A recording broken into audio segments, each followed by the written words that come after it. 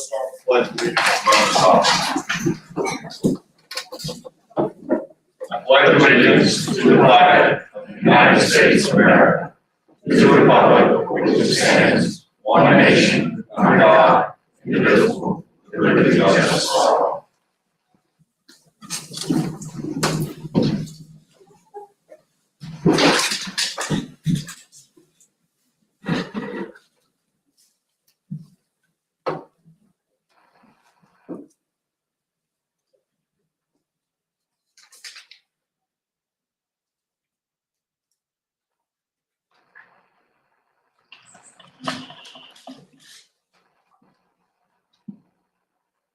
All right, thank you. We do have a quorum. We do need to adopt the agenda. We need to add a handful of stuff though. 1B is the sheriff deputy bonuses that were awarded to constitutionally appointed deputies or appointed deputies from the governor. 3B is Mr. DeGraff, the RRCSB.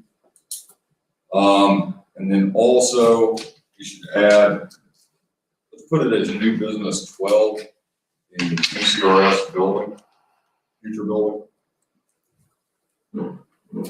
Bob's, hold on this. There's the certification consideration law.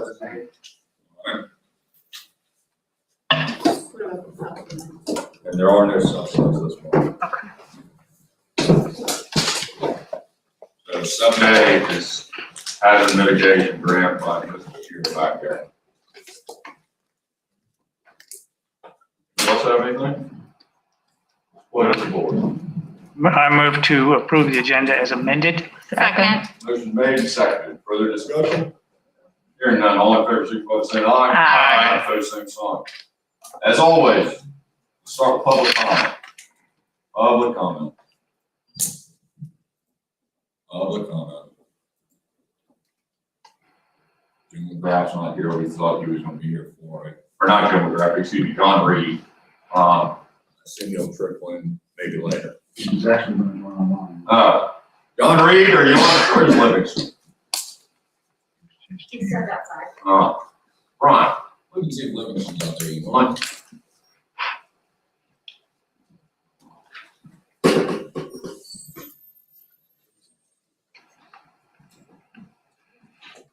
Make sure we don't have any digital public comment. We have any digital public comment, Livingston? No. What's up? All right. Well, let's move on. We do have a presentation and a resolution for one of our retired valued employees, but she's not here yet, so we'll wait on that. We can go ahead and talk about the sheriff deputy bonuses.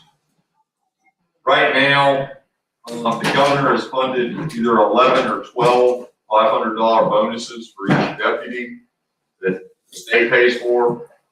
We have 21 total deputies, roughly about just shy of 5K that we need to come up with. Some of them are getting it. I think we should go ahead and do it for everybody without a contingency or leave that to staff to find an administrative function. Do they have any issue with that? Because some of them are partially funded by comp board, partially the county. Okay. You got a comment on this? No, just repeat. The legislature granted funded for the sworn deputies that are funded by the company, but we have others that are not funded by the company. So that's the story. Legislature feels like it's something that's important to do. We should finish out with it. Somebody want to make a motion that we do this? Do it. Or what do you all want to do? Yeah, well, yeah, Amber made a good point that it's probably not common knowledge that about the the state supports a lot of several of the deputy sheriffs and the sheriff, but then we've got a lot more deputy sheriffs that are funded entirely by the county. Mm-hmm. So the state has passed a bill to pay the ones they cover, just what, a dozen deputies, $500 a piece. And so we're getting ready to, and I'm getting ready to make a motion for the county to ante up to cover the other deputy sheriffs, unless there's a better wording for the motion than that. I don't know, I thought that was pretty good. I'll second it. There you go. Motion made and seconded. Further discussion? Hearing none, all in favor, signify by saying aye. Aye. Opposed, same sign. We have with us, this evening, Chris Culp and Mr. Kenny Dean from Woodbury Forest. Understand Tracy, you want to talk about this? I could, yes. Please. Have them answer any questions. In your packet is the resolution to approve the issuance of bonds by the IDA for the benefit of Woodbury Forest. These are educational facilities revenues bonds not to exceed $20 million and will go towards the completion of the Walker Building as well as other capital improvements. The IDA approved the inducement resolution last night at their public hearing, and notice that was in the Eagle for November 19th and 26th. And for those that don't know, the IDA consists of Jimmy Graves as chairman, and Steve Huffman was voted on as vice chair last night. Doug Parsons is secretary and treasurer, and then Steve Wilson, Billy Hale, and Paul Oots are also on the authority. And I was going to say, Mr. Culp, Mr. Dean were there last night, and they did a wonderful job. Mr. Culp helped with the orientation, as did Dudley. Patty came in and helped do that as well. And they are both here to answer any questions you have. Gentlemen, what can you tell us about this, sir? What would you like to say about it? Yes, sir, Mr. Chair. My name is Chris Culp from Hutton Andrews Curtis Law Firm in Richmond. To put this in sort of procedural context, Woodbury Forest School is looking to do a financing, as Ms. Gardner said, for the Walker Building and other CIP improvements. They'd like to do that on the tax-exempt basis, and so to access the tax-exempt bonds, they need to go through a conduit issuer, which is a governmental issuer, being the IDA. And so the IDA adopted an inducement resolution last night, which is the first step after a public hearing authorizing the issuance of the debt. You all, as the governing body of the county where the project is located, have the right and the responsibility under federal and tax law to consider the IDA's participation in that. And so that's what we're coming before you today to consider the resolution that would authorize the IDA to proceed. So that's the procedural context. Mr. Dean is here. I'd be happy to answer questions that you all may have about the school or the project generally. Do we have a question? Doesn't look like it. Woodbury, I hear y'all got great accommodations or recommendations or positive comments from Mr. Hoffman last night. I think everybody in Madison County values Woodbury Forest and what a great neighbor they are. And we've seen multiple applications come in front of the board, the planning commission from Woodbury. They're always very complete and exceedingly accurate, and everything gets goes as perfect as a good neighbor should. We do have a resolution in front of us, 2020-30, which is the resolution of the Board of Supervisors of Madison County, Virginia, approving the issuance of bond by the Industrial Development Authority of Madison County, Virginia, for the benefit of Woodbury Forest School. What would you like to do, folks? Mr. Chairman, I move to approve resolution 2020-30. Second. Motion's made and seconded. Further discussion?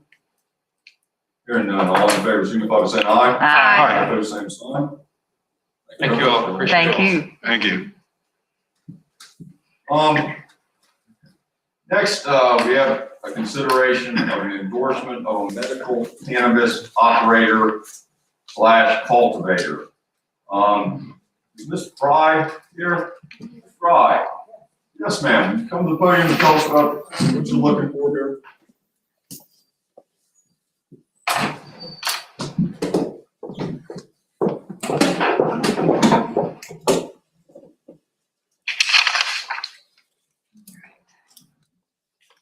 I am a physician. I'm a Madison resident. I'm a physician trained in pediatrics and anesthesiology. I've been practicing cannabis medicine for about 5 years. I treat mostly chronic pain, chronic conditions that don't improve with conventional therapy, and I was asked to join an application for a license here in Virginia that is for the Health Service Area 1, in which Madison is right in the middle.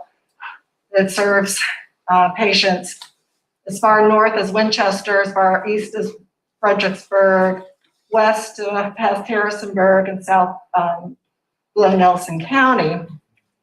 And when I was asked to join this group and when discussing a location for a cultivation center, which would cultivate, process, and dispense, the first place I thought of was the lace factory. It was zoned properly. It has a security built like a fortress, and it would bring, I think, a considerable amount of tax dollars to the county, as well as employment opportunities in cultivating, processing, making tinctures, capsules. This would be a pharmaceutical processing as under the Board of Pharmacy for the Commonwealth, and would have a pharmacist in charge.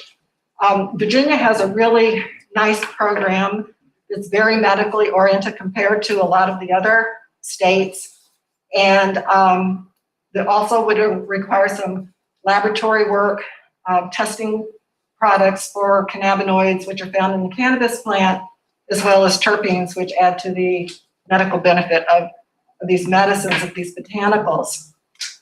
And so the property is well zoned. We have a letter of intent with Ms. Breeden, the owner, and we've passed, it has the zoning that would accommodate the agricultural grow, the processing, pharmaceutical processing, and dispensing. The dispensary part would be one of 5 in the HSA, but the plan would be to have a dispensary in Charlottesville, one in Harrisonburg, one in Winchester, and one in Fredericksburg, and in Madison.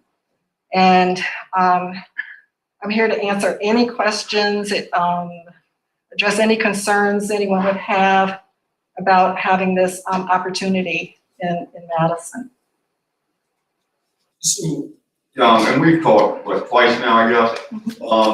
Essentially, you are looking for a letter of recommendation from the county that we support business coming, your type of business coming to Madison County, to the pharmacy board. Yes. You mentioned in conversation that you have the vertical integration would be part of this, so it's all the way from the producer to the consumer. It's seed to sale. Yeah, yes, ma'am. The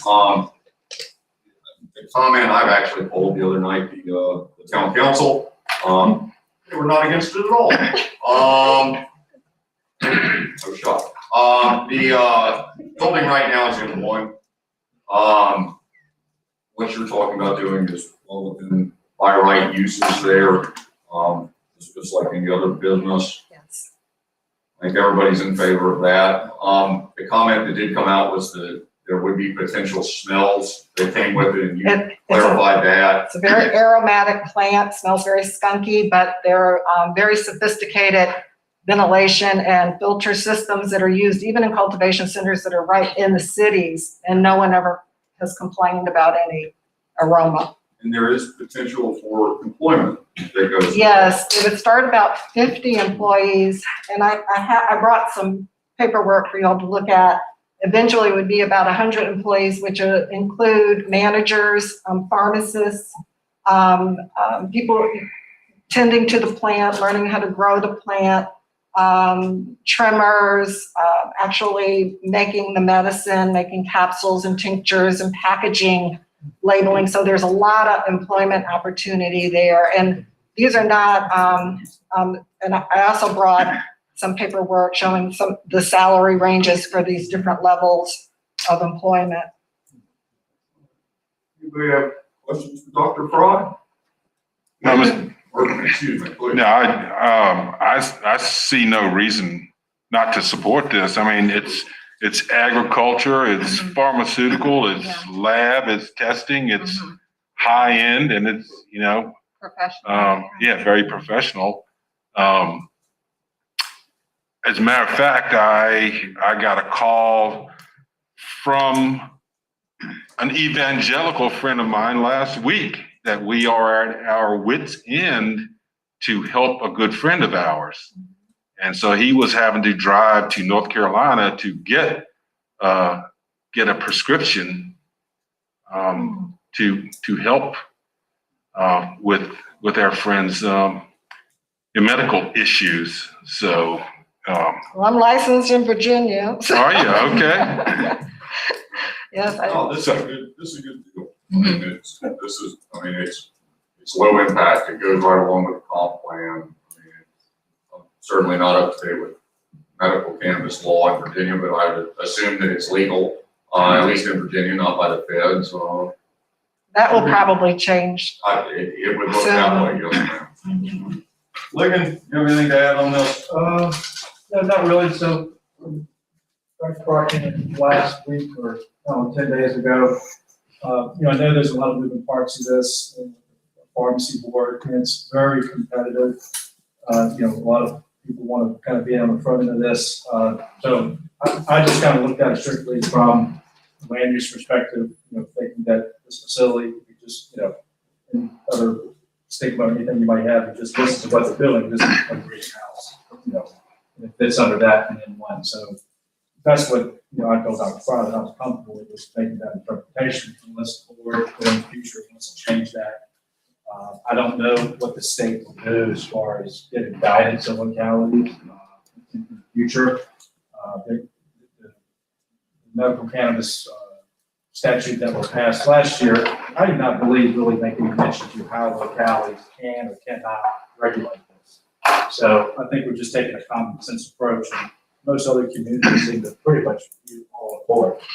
Now, the next chapter will be recreational, and how will that be handled? The state passes legislation in the winter. Is it going to give localities some guidance? Is it a special use permit? In theory, we didn't want a dispensary or recreational in the town or the county. You just say, look, we're not going to approve it. So I think there are a lot of questions that need to be answered in starting, I guess, next week on the 16th, the Plan Commission meets. We'll just start talking about it. And, when I guess a bill is pre-filed for this winter session, again, I'll look at it just to see, what does it mean from a land use perspective for folks, for supervisors, town councils, and things like that. So that's sort of the way I'll approach it and report back to you folks. The Plan Commission finds out. But for right now, again, I'm comfortable with it from a zoning perspective. I don't see anything that gives me pause as far as being allowed by zoning ordinance. Anything? No, except for the stigma of it being marijuana and how the individuals want to get about that as their prerogative. If you take that out of the equation, what's not to like about this? If we go on peppermint and make peppermint oil, there would be absolutely no question this would be right up our alley. Mhm. It's good employment, it's building a vacant building, it's already there, it's agricultural, it certainly goes with Madison County code. But that's not the one. So, obviously, the health agency is not going to let these folks operate unless it conforms to state laws. So, Yeah. for them on enforcing those. Hopefully, not that's the thing. Yes, ma'am. Same from economic development and also South Virginia Partnership for Economic Development. We've had many meetings, and tomorrow I'm actually in a webinar for this very thing. And so I was just glad that building, because I was, for a couple months, we thought it was under another contract. So I was glad that that fell through. This is about that as well. All right. Yes, sir. So, before this thing comes, if it came to fruition, it sounds like there are some questions, and we've got a very good planning commission, and I look forward to them diving into this thing and getting those things you were bringing up answered. Right now, with a letter of support to the Board of Pharmacy, Is that something we want to entertain from the board at this point? Get staff to draft it and get Bob to sign it or myself or whatever done on that. Yeah, I think the letters that I read from Nelson and Orange and some of the other surrounding counties, I was comfortable with the wording in that. So,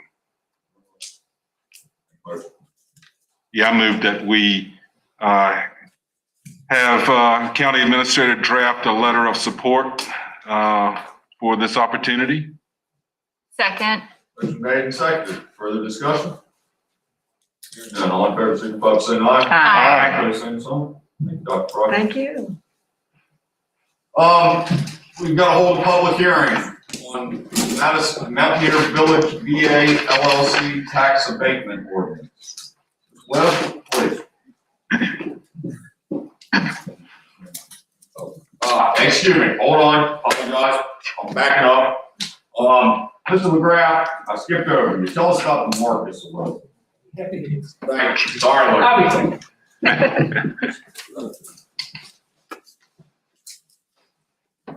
and thank you. I very much appreciate you allowing me to come in on some short notice.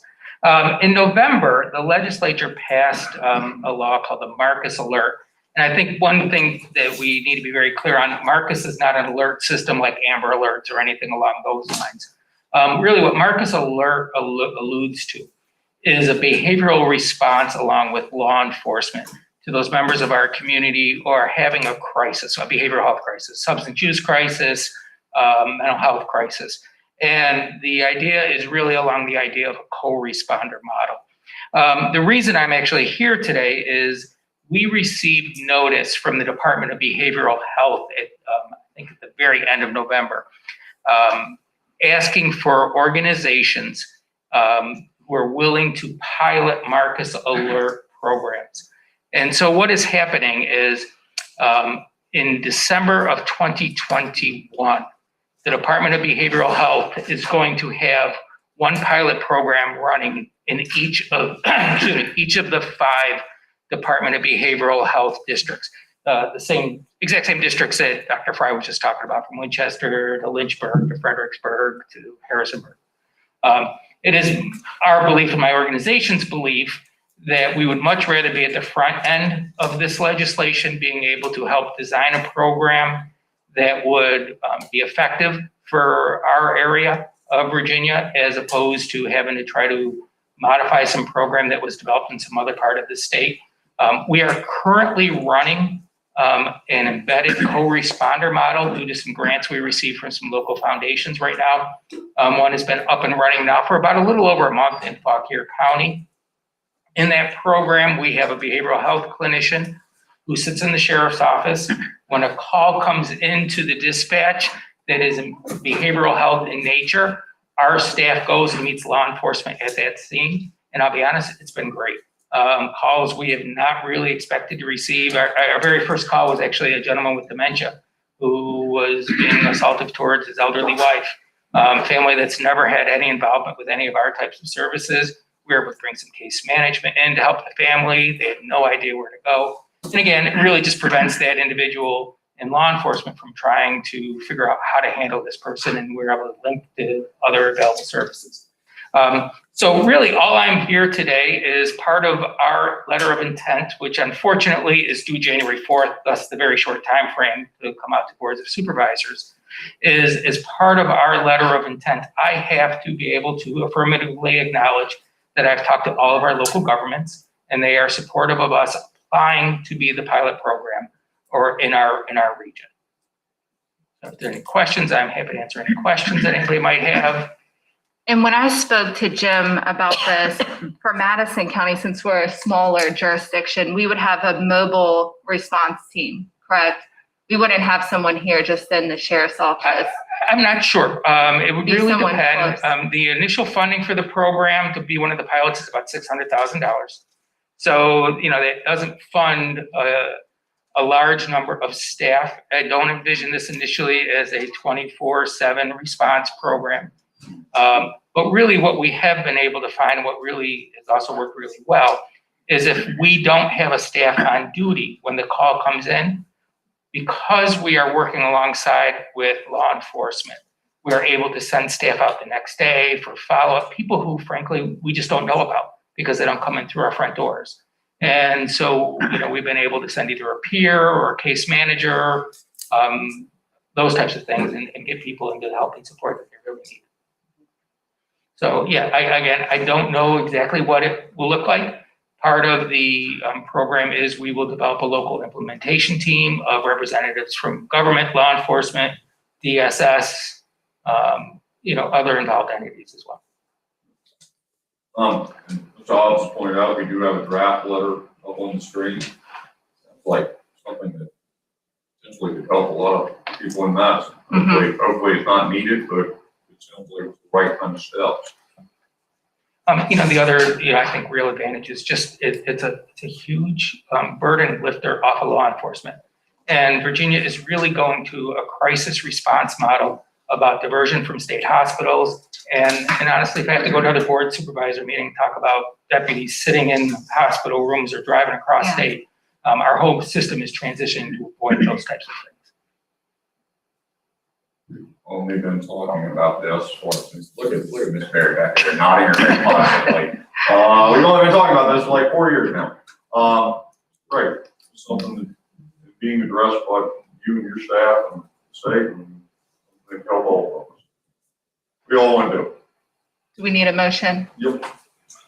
Mr. Chairman, I move to support Rappahannock Rapidan Community Service implementation of Marcus Alert Pilot Program. Second. Motion made and seconded. Further discussion? Hearing none. All in favor, signify by saying aye. Aye. Opposed, same sign. Thank you, Mr. Wood. Thank you all very much. Appreciate it. Have a good one. All right, Lincoln. Public hearing. I'll just give a quick background on these two items that are on the agenda. The first one is a non-codified ordinance, and that is obviously for server development, proposed apartments on Courthouse Mountain Road. Of course, we've been talking about this as a board and planning commission for probably 4 or 5 months now, since the summer at least, and this is sort of kind of coming to the end of the process where we're getting the applicants for the tax credit projects, getting all their items in order here to apply for the tax credits in March. So the first item, and again, just to backtrack, this is through Virginia Housing, used to be called VHDA. There are several things the locality can do to help the applicant's application earn points. The more points the application has, the more likely it is to be funded by Virginia Housing, tax credits.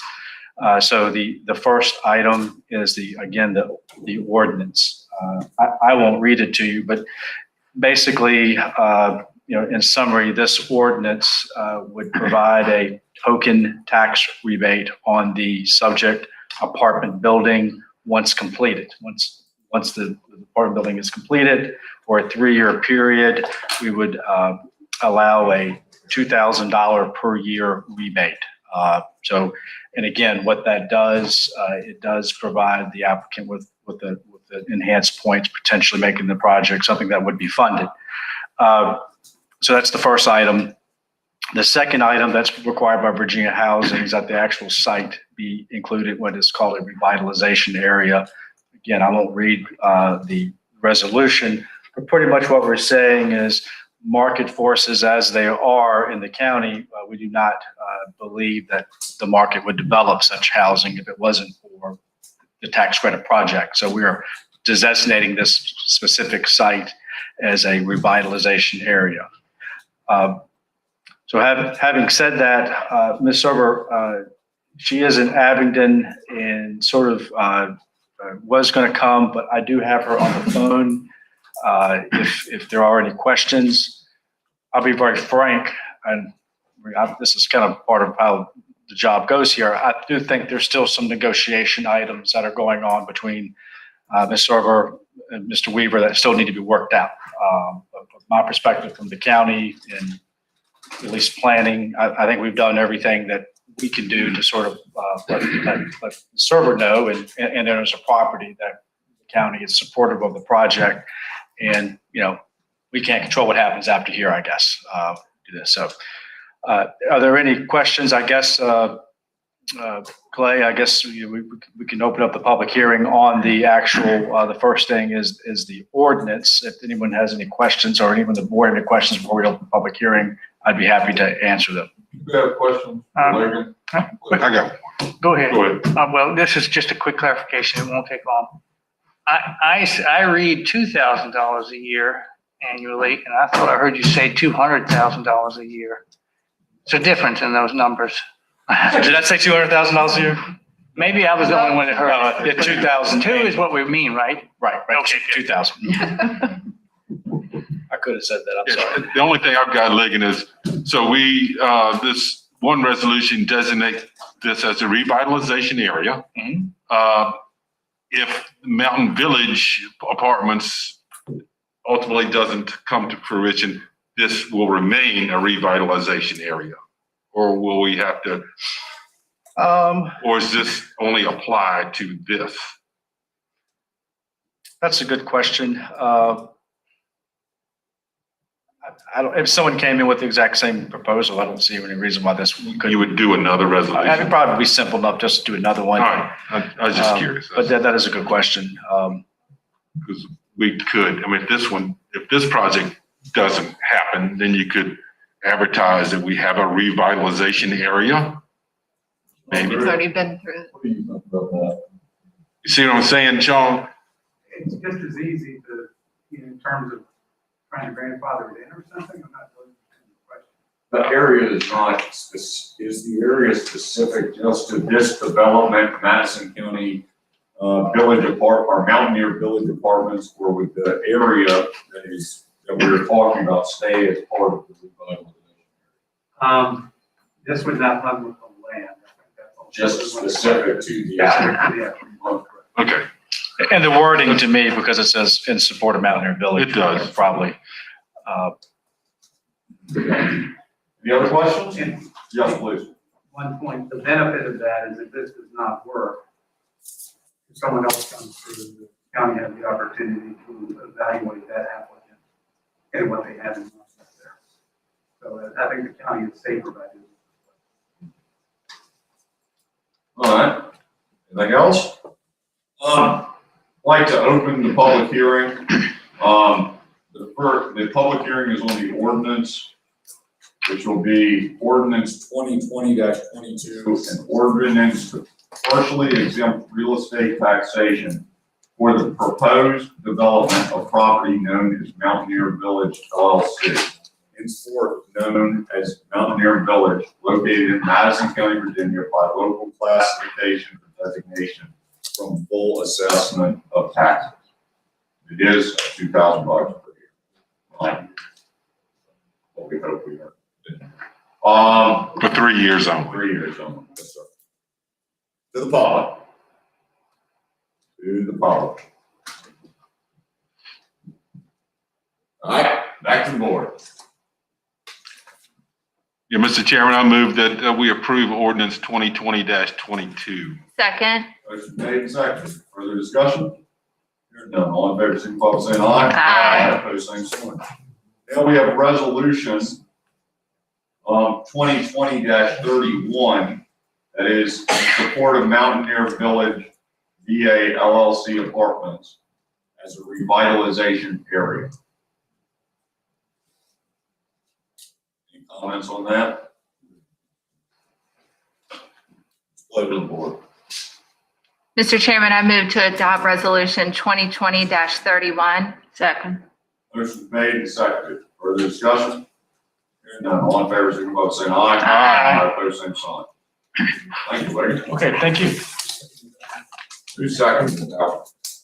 That's all.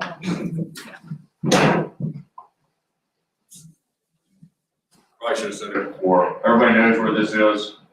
Between Courthouse Mountain and 29 on the north side of the Food Lion Shopping Center area. I'm sure it's not what that's called. Next, Mr. Gregg, tell us about the disposal of the American Legion property on Cliff Road. Very briefly, I see Mr. Berger is here on behalf of the American Legion Food Company Incorporated, which is the record owner of the property. This property has an kind of an interesting history. It's over there by the American Legion Post. The land was donated and all the facilities, with the exception of the actual post homes, were donated for recreational purposes to basically an informal association of people working on behalf of Madison County. All of this predated the time of our Parks and Recreation Authority. The significance of that is, and Berger and I talked about some of the terms of what the deed might be say rather. One of the issues that relates to the deed itself indicates that if the property is no longer being used for recreational purposes, that it reverts back to the American Legion Post Company. What we are doing, the reason for this public hearing is our Parks and Recreation Authority has really developed everything out on the Hoover Ridge property rather than this property. The only routinely scheduled activity, as I understand it, is the roller hockey league, which continues to operate at this facility. My understanding is that the county Parks and Recreation Authority would like to consolidate all of its activities at the property. They're not in a position where they can completely abandon this property. Under the terms of the easement, in some ways the county is winning a lawsuit because by the very terms of the deed, it would be not in the bargain in terms of the activities that are presented and the land to revert to the post homes anyway. So what we come up with is a proposal where the land reverts to them now. We have a lease for some period of time so that we can continue to use the activities that are continuing to be scheduled there. The reason I think this is, and some of you are probably wondering why there's a public hearing for this. Anytime you are transferring title of property that belongs to the county, it has to be done with a public hearing to get the public's comments on it.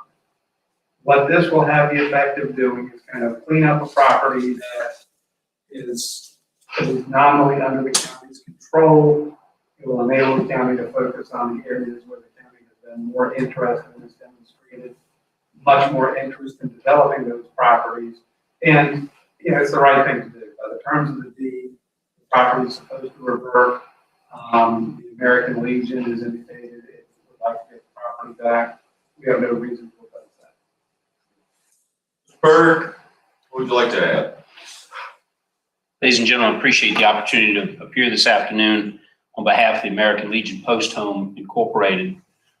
Situation is, some of you may remember, some of you may have no recollection whatsoever, but a long time ago, we had a swimming pool in Madison and a picnic pavilion and a playground and a tennis court in the vicinity of the American Legion home.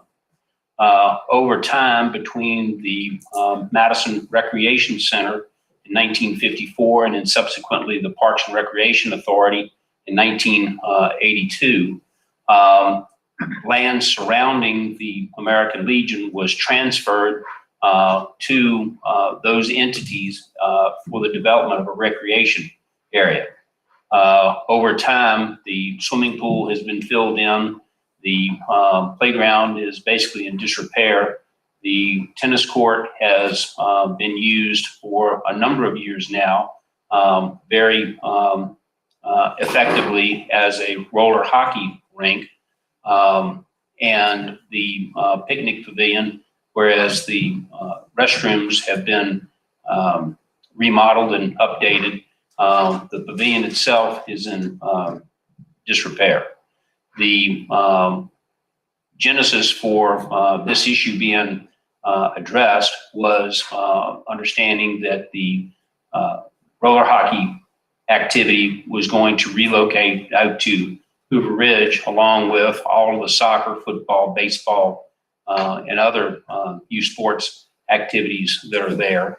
And whereas that may be sometime in the future before a roller hockey rink is actually built, the Legion's interest, consistent with the original terms of the transfer of the property to the Parks and Recreation Authority, was for the land to revert to the Legion so that we can maintain the property and develop it. There are a number of different activities that the Legion sponsors that would be the land, the space would be very useful, and we need to either improve and upgrade the picnic shelter, or it needs to be torn down. And we've got what used to be the bathhouse for the swimming pool that just sits next to a nice flat green, I don't know, maybe it could be a croquet court. But the Legion would suggest that it's appropriate for this land to revert to the American Legion Post Home Incorporated, and recognizing the Legion's commitment to the community and to youth. And the discussions for a lease for at least 5 years, renewable thereafter, for $10 a year for roller hockey to be able to continue to use the tennis court / roller hockey rink, so that the youth in the community can continue to do that. But long-term, the Legion being able to reclaim the property is what we would like to do, and we appreciate the board's favorable consideration of that request. And I'd be glad to address any questions that anybody might have. You already have met about this multiple times. They expressed exactly what we're doing here and conveying the land back and putting their focus on Hoover Ridge. The American Legion has been exceedingly grateful, or not grateful, but they worked with us so much pertaining to hockey. I think over 10 years, the American Legion is going to profit lucratively to about $120 for letting them use that space, the hockey league. This is a good way to focus our energy out on Hoover Ridge, with future plans to move hockey out there and still continue what youth hockey has developed over all these years. And it's been down there for, I don't know, about 25 years now. And they've got a good little facility. Right now, even though we've tried to encourage Mike Fisher to build another pool, it doesn't look successful. This is a good thing. Let's the Legion protect the property that's around them and improve it so that it can be more community area. Anybody have any questions on this? All right. Public hearing is open on the disposition of public property at the American at 4.11 acres off State Route 657, joining the American Legion Post Home Inc. Map parcel 39-38A. To the public. Well, I'll say something. So, I'm Claire Severry, and I'm a resident of the town of Madison, for better or for worse. I'm not sure the town is sometimes. I don't care, I guess, whether or not the county gives it back to the American Legion. I certainly think that the Legion has been and will be a good steward of the land. I do take a little bit of issue with the idea that the public outdoor recreation park can only be used by sports, because I don't think that that's true. I have occasion to drive past the American Legion quite a bit. It's the only way to my parents' house from the town of Madison. There are often people using the picnic shelter every weekend. There's somebody using it. There are people who walk up and down despite the lack of a sidewalk from Main Street to the park, and there are still people who use the park as a park or a playground for kids. And there's not a lot of public transportation in Madison. So while I appreciate that Hoover Ridge exists and that there are playground facilities there and recreation activities there, there aren't those within walking distance of the town. And so I would ask the board to remember that the town is a population center, whether or not it is a town or a village or whatever, and that there are apartments in the town, and that we're talking about building other facilities that theoretically would be walking distance of the town. And so hopefully the Legion will keep that in mind as they develop their plans for that.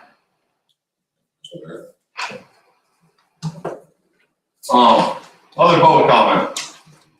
Other public comment? We do have, Chris Artelli's email, which basically lays out the effects of, he wants to keep the hockey out there and make sure it's protected. The Legion has worked with us at several meetings. They're working on a lease right now with the county, with Parks and Rec Authority. We just need to convey the land and then the lease can start to come together. You would appreciate that the Legion or the property out there is used by people in the town of Madison. Legion, a good neighbor. I'm sure they'll still take into consideration community needs. Any other public comment on this? To the board. Oh, excuse me, Ms. Moscow. Mr. Chairman, I think this is probably, I am a member of the American Legion, and I think this is probably a win-win situation for the county and the American Legion. Currently, if I understand it, Parks and Recs comes out and provides maintenance every now and then. But the bottom line is they wouldn't have to do that. And right now, and I can speak to this because I've done it myself, we do periodic maintenance on facilities out there that we probably shouldn't be doing. And if this thing continues to deteriorate like the pavilion, okay, without any maintenance, like kind of whatever, eventually it's going to fall down and be a liability issue, I would think. If the American Legion takes this back, I think the Legion will provide maintenance to this facility, and I don't think they'd be trying to stop the public from going out there if anybody wanted to buy and have a little picnic. So I fully support the transfer of this property back to the American Legion. Thank you. Any other public? Mr. Jackson, if I may. Sure. I'd just like to point out that the issues that Mr. Artelli raises in reference to Parks and Recreation / the youth hockey being able to continue to utilize the facilities there, parking, the scheduling, the rent, those have all been addressed and discussed with the Parks and Recreation Authority. And the intent is for hockey to be able to continue to conduct its activities there. But if long-term, whether that's 5 years or 10 years, if the intent is to remove hockey to Hoover Ridge, then it'd be appropriate sooner rather than later to transfer the property to the back to the American Legion. And the Legion intends to develop it to be used for the community as opposed to shutting the gate and not allowing anybody in there. So, thank you. Mr. Chairman, just one point. The logistics as to how this would play out, I would anticipate we would exchange the deed of lease for the deed transferring the property back to the American Legion Post at the same closing. In other words, it wouldn't be something where there's a time frame involved. All right. Thank you. Other public comment? Back to the board.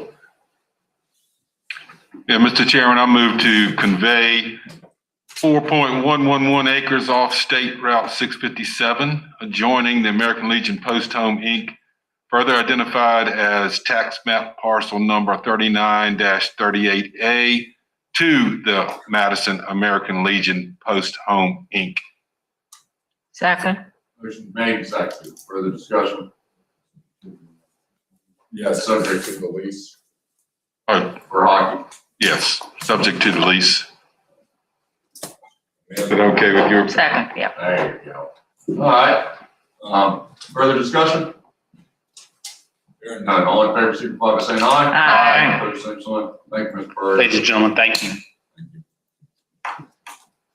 I see him standing outside. Let's go back up the agenda. Ms. Weaver? Yes, ma'am. It's good to see you again.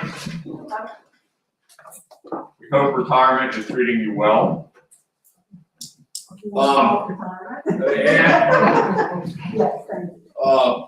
We do have a resolution here. It's resolution 2020-23. Teresa D. Weaver. In appreciation for 26 years of outstanding and dedicated service to Madison County. In appreciation for 26 years of outstanding and dedicated service to Madison County, whereas Terry Weaver has served at the County of Madison as the officer manager for the Madison County Sheriff's Department and has served under 3 different sheriff administrations.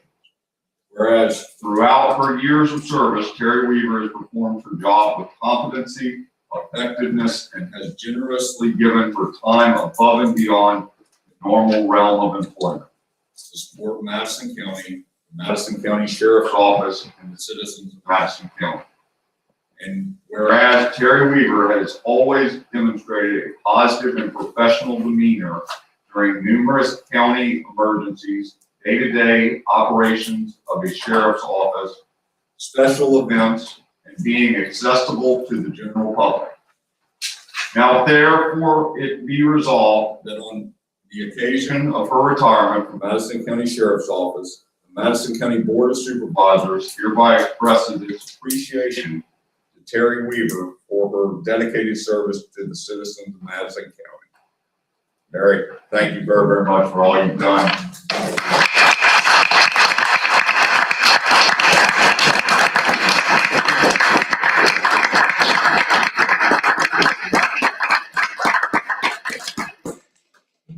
We have a chair for you and a package that was wrapped by the door.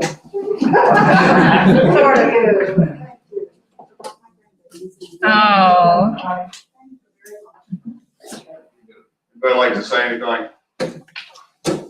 Oh, thanks, Terry. Well, this is all my letter because we know you're still on call. I won't get totally away from it, that's for sure. Jack, can you?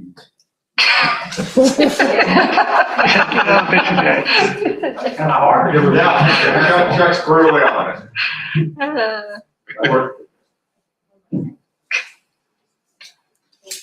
Hey, Terry. Thank you, Terry.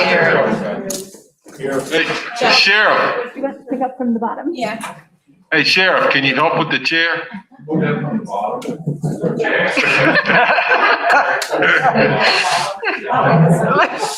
She's got it. Oh, she's got it handled. For care. Yeah. All right, now we have John Reed from, what's he with the Wood Hill Housing Corp. He's on the phone. Would like to talk to us about the trailers from Thrift Road campus. Mr. Reed? Trying to get him to unmute here. Unmute your line, Mr. Reed. What do you got there? He said he's been messaging me. He said he sees the GoToMeeting. But I don't, see if I can unmute him. I think Mr. Reed wants the buildings out at Thrift Road. Go ahead. Please. Here you go. Correct me by text if it's wrong, but the, Oh, Mr. Reed, yes, sir, please. Oh, John.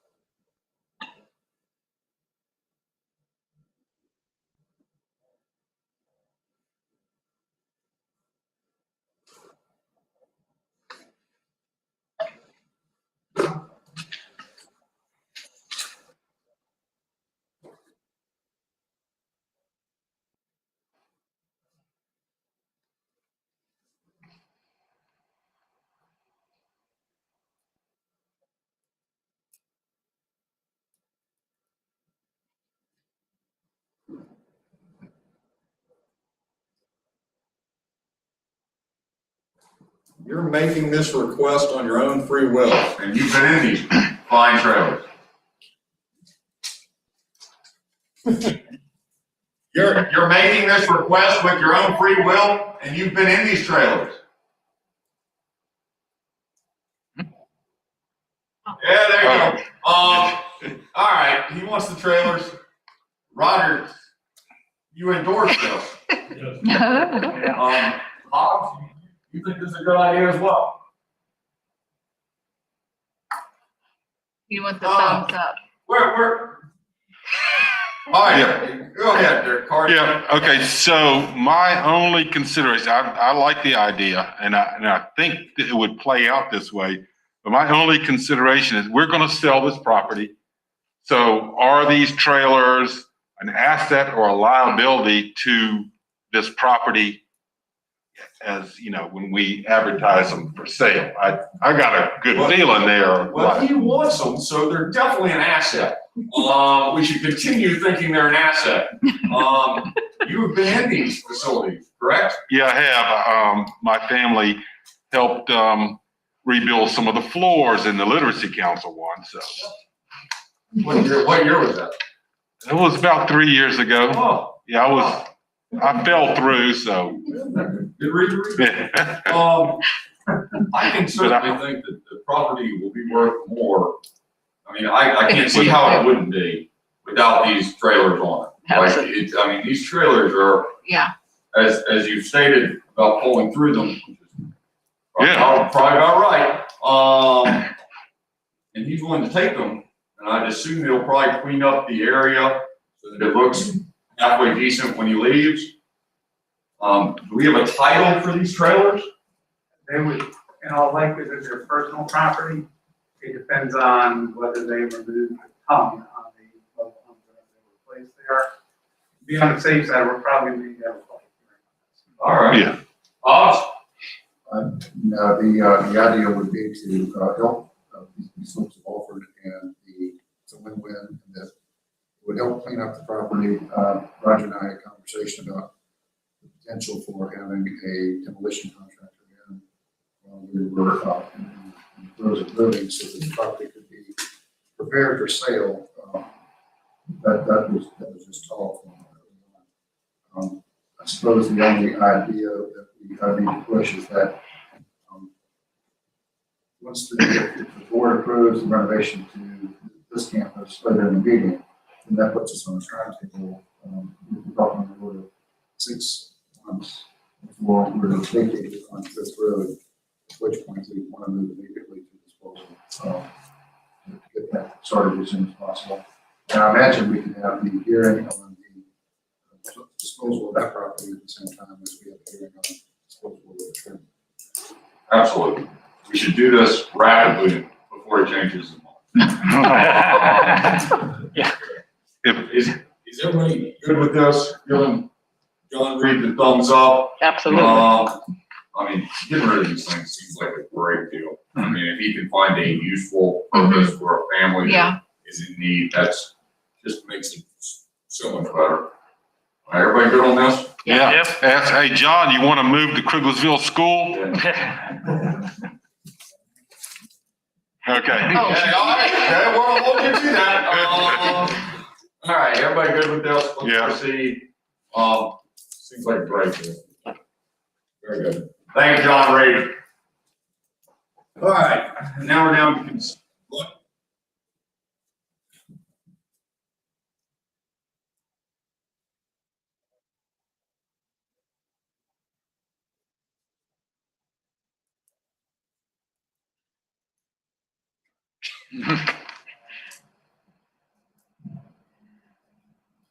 Roger said push it.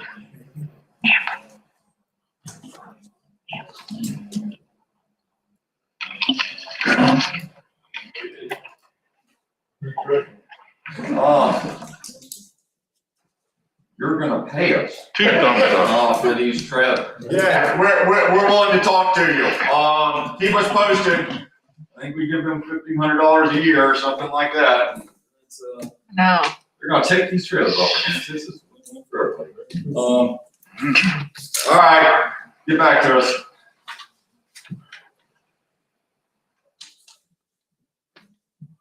Thanks, John. Thank you. Consent agenda, we have minutes from November 24th, 2020. And then we have the pay the capital project invoices, from the bond proceeds, out of the school, primary school. Any questions, comments, thoughts? Just for the rest of the board's knowledge, so the majority of this is for the school, and it was approved by the CIP committee with the school last week. So that's 771,000 of this. 774. Yeah. They're doing great out at the school, by the way. They've got a lot of drywall on it, coming right along. That's awesome. Question? Mr. Chairman, I move to approve the consent agenda as presented. Second. Motion made and seconded. Further discussion? Hearing none. All in favor, signify by saying aye. Aye. Opposed, same sign. And I have to abstain. Yes, ma'am. Okay. Ms. Hoffman abstains. Thank you. Constitutional officers, county departments, committees, and organizations. Lincoln? Just right now, we've had a pretty busy spring with permits and it's been very busy. As far as my office goes, the cell tower, there's a lot going on. That's taking a lot of attention, but otherwise, we're moving along well, I believe. Well, November, again, we've been busy. We did 244 land records. So we sent to the state $77,000. And we sent to the county $23,999. Just as a, we've done just 6 civil suits, but we had 45 concealed handgun permits. So again, if you don't have your concealed handgun permit, this is the last month you can apply for it without having to take a class where you actually attend the class. You can still submit your online classes, but after December 31st, that stops you. You have to take it online. And just to update the board, where we use the money for the Polycom system, the CARES money for the Polycom system and the WebEx system. Just last week, we were able to do it for 2 prisoners, so the sheriff's office did not have to travel to get those 2 prisoners, and at 2 areas that did have COVID numbers. But the best thing we were able to do was we actually had an adoption ceremony with the Polycom system.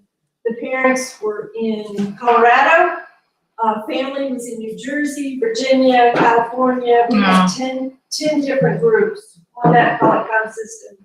Judge Francine did a wonderful ceremony for the adoption, and the mother told me, she said, we would never have been able to have had the family all here to actually witness this adoption ceremony.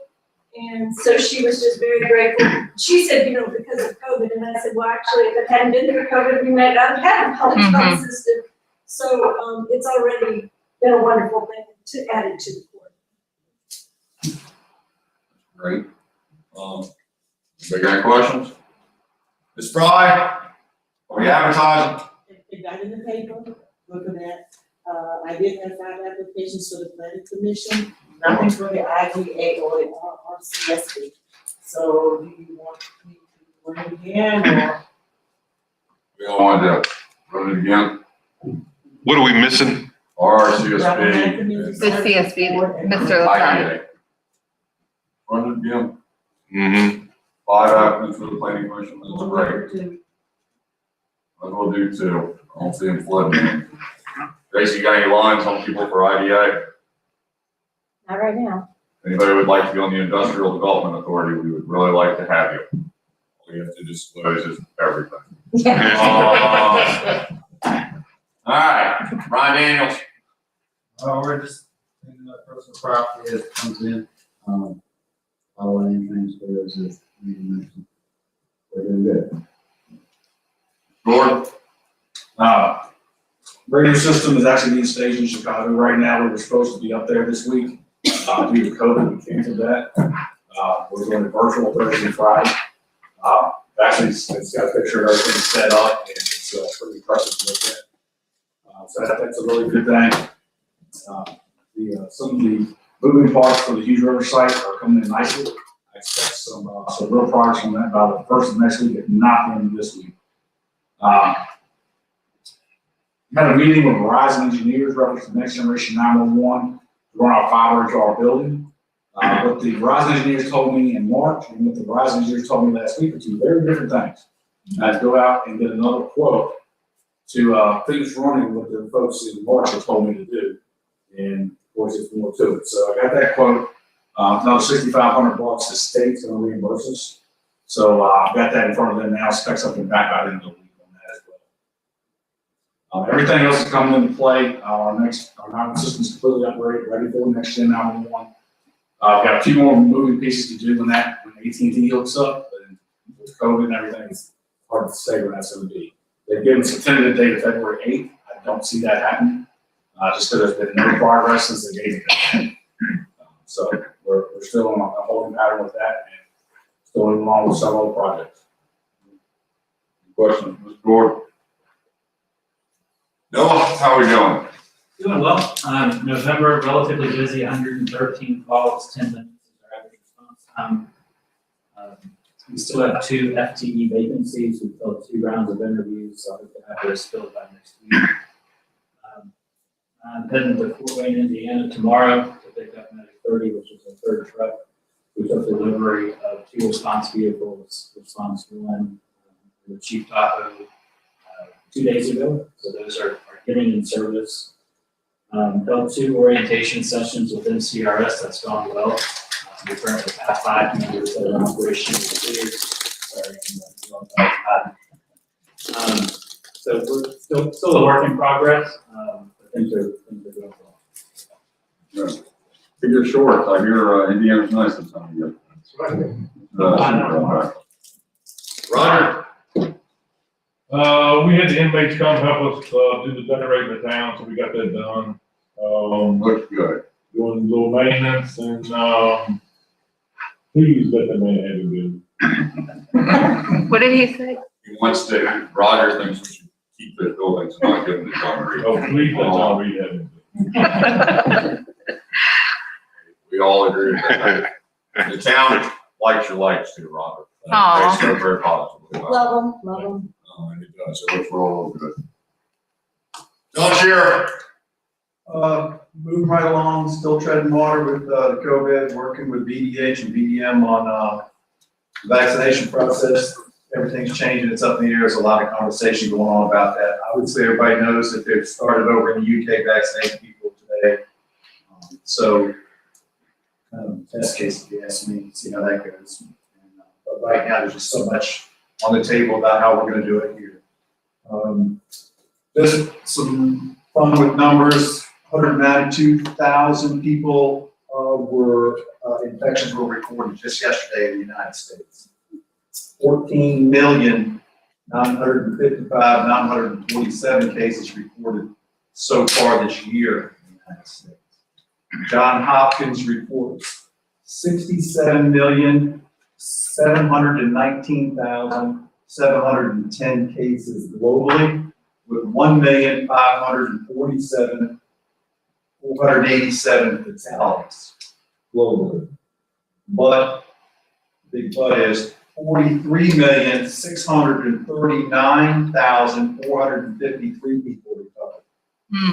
So let's look at it from both sides, right? A lot of people died, but much more people recovered. Locally, 2,005 people in Madison have been infected with the virus. 13 have been put in the hospital at some point, and 4 have died. So, obviously, everybody expects the holiday. 200. 200. You know, increase the numbers. We're picking up about 15 people a week now in Madison, positive cases. Cold weather's going to be a factor, and Christmas they're even going to say more. The big thing to know in Madison is that our PPE supply is good, and we're taking care of everybody that we can. So I'm just still working with BDH on the vaccination plan. Any questions for John Shearer? Did you say 2,000 people have been infected? 205. 205, okay. Whew. It's like 210 today. Oh, is it 210 now? It's 210. I don't check it every minute. What, how many people in the world? In the entire world? Well, oh, in the world, hang on, 67,719,700. That's John Hopkins. They seem to be a pretty trustworthy group. Only 7.8 billion people in the world. Any questions for John? I got one, Mr. Chairman.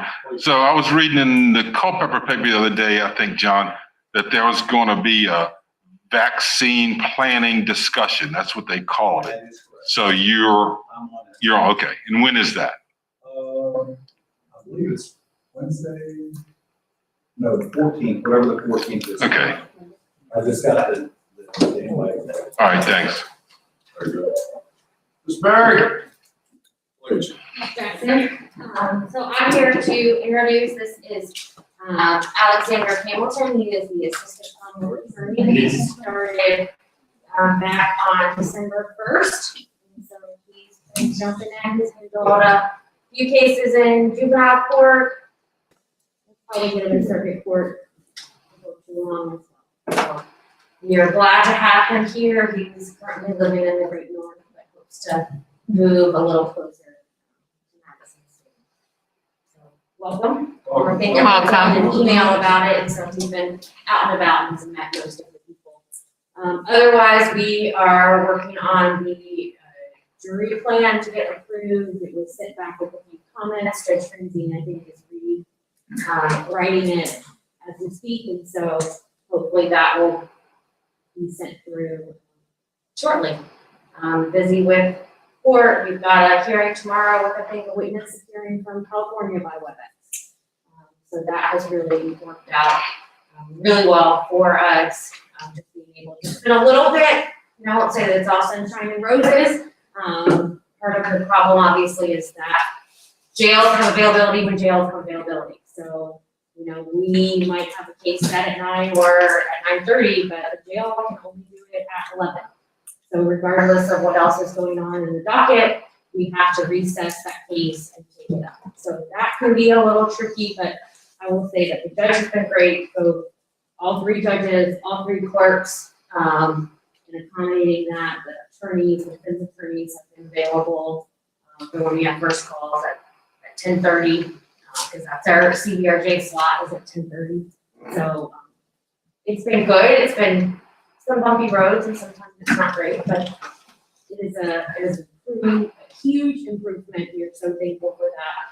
We're so thankful for the body cams. We're glad to have Alex on board. So onward and upward. Welcome, Mr. Hamilton. Thank you. Glad to have you. There you go. Thank y'all.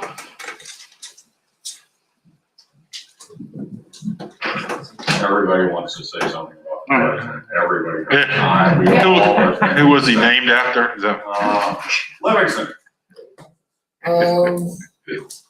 Working on a Geocom computer for Mr. Gordon to get that pretty much installed. We just got to connect. I had to build that. Looks like things are coming in from the ERP contractors. Something must have got settled, because now we can get started working on getting those servers built up. Working on the backup appliance now, getting that installed. Carved out a network for Clark Security in the courtroom so that they can connect the new security system over there onto the network. So that's coming along. And working on getting the tablets configured for the EMT people to get into the new ambulances. Another big event I think this week was, it looks as though I got in touch with the right people at Segra, and we have fiber running all through this town, and it's been there. And why we didn't use it in the past, I think probably was because when the radios went in, we didn't have no network for a week in the county, so there wasn't enough time. I'm just assuming why we never used that fiber.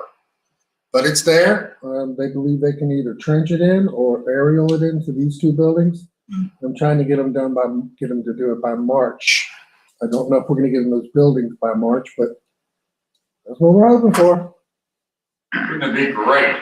That is great. Thank you for keep going. Also, one more bonus may very well be that they have fiber out by, Fairground Road.